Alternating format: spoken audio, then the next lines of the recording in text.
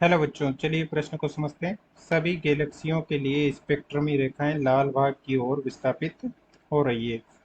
इसके आधार पर हम कह सकते हैं कि ब्रह्मांड का आकार ए, विकल्प ए है, बढ़ रहा है। विकल्प बी, घट रहा है। विकल्प सी, नहीं बदल रहा है। विकल्प डी, कोई निष्कर्ष नहीं है। यानी कि हमें बताना है कि सभी गैलेक्सियों के लिए स्पेक्ट्रमी रेखाएं लाल भाग की ओर विस्थापित हो रही है। तो इसका क्या मतलब है? कि अवधारणा प्रकाश स्रोत एवं प्रेक्षक के बीच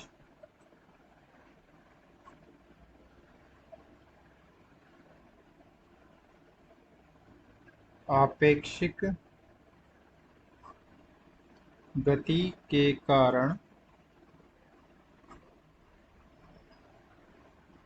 प्रकाश की आवृत्ति या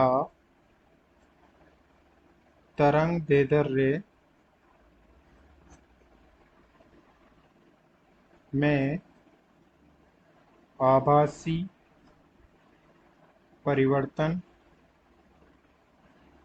होने की घटना को प्रकाश में डॉपलर प्रभाव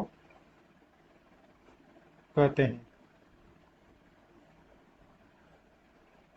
यानी कि प्रकाश के स्रोत तथा प्रेक्षक के बीच आपेक्षिक गति के कारण प्रकाश की आवृत्ति या तरंगदैर्ध्य में आभासी परिवर्तन प्रतीत होता है, जिसे प्रकाश में डॉपलर प्रभाव कहते हैं। इसे हम इस प्रकार देख सकते हैं कि कोई तारा है जो कि प्रेक्षक, पृथ्वी पर प्रेक्षक है, इससे दूर जा रहा है, v आपेक्षिक वेग से दूर जा रहा है। तो इसकी आभासी तरंगदैर्ध्य लैम्डा डैश हमें अधिक वास्तविक तरंगदैर्ध्य से अधिक प्राप्त प्रतीत होती है। यानी कि आभासी तरंगदैर्ध्य लैम्डा वास्तविक तरंगदैर्ध्य लैम्डा से अधिक प्रतीत होती है। वास्तविक तरंगदैर्ध्य और यह है आभासी तरंगदैर्ध्य। आभासी तरंगदैर्ध्य वास्तविक तरंगदैर्ध्य से इस प्रकार से संबंधित होती है। लैम्डा वर्गमूल 1 प्लस आपेक्षिक वेग v बटे c प्रकाश का वेग तथा 1 माइनस आपेक्षिक वेग v बटे प्रकाश का वेग c। इस प्रकार से आभासी तरंगदैर्ध्य को वास्तविक तरंगदैर्ध्य से संबंधित किया जा सकता है। इसे हम देख सकते हैं कि लैम्डा डैश बड़ा है लैम्डा से, तथा इस प्रकार हम डॉपलर विस्थापन को भी प्राप्त कर सकते हैं, जो कि होता है डेल्टा लैम्डा बराबर लैम्डा गुणा v बटे सी, जहाँ डेल्टा लैम्डा है lambda dash minus lambda lambda गुणा v बटे सी। यानी कि आभासी और वास्तविक का अंतर वास्तविक तरंगदैर्ध्य गुणा v बटे सी के बराबर होता है। इससे हम देख सकते हैं कि जो आभासी तरंगदैर्ध्य वो ज़्यादा है वास्तविक तरंगदैर्ध्य से, तो वो स्पेक्ट्रमी रेखा पर लाल भाग की ओर विस्थापित होता है, क्योंकि लाल भाग की तरंगदैर्ध्य लैम्डा ज़्यादा होती है।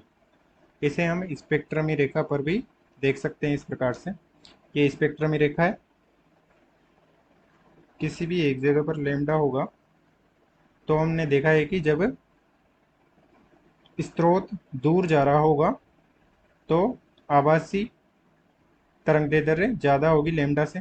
तो लैम्डा डैश, इधर लैम्डा बढ़ रहा है, तरंगदैर्ध्य बढ़ रही है, तो ये वास्तविक है।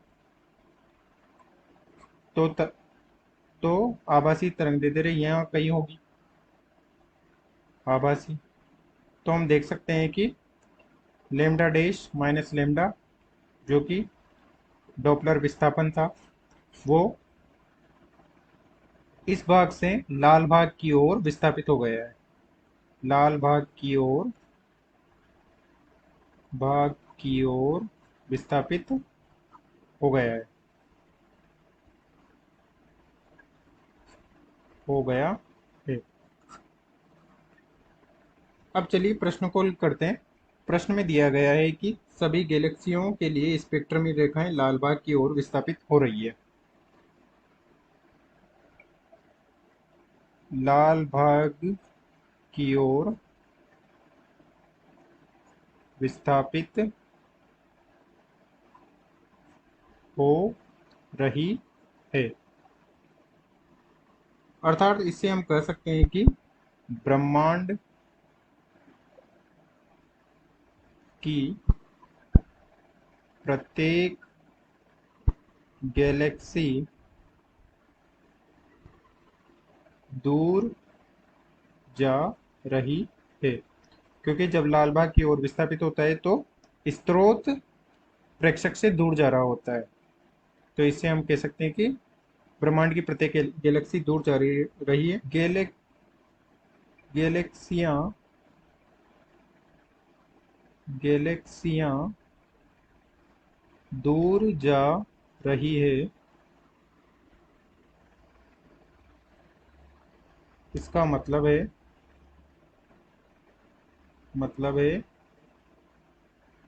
ब्रह्मांड का प्रसार का प्रसार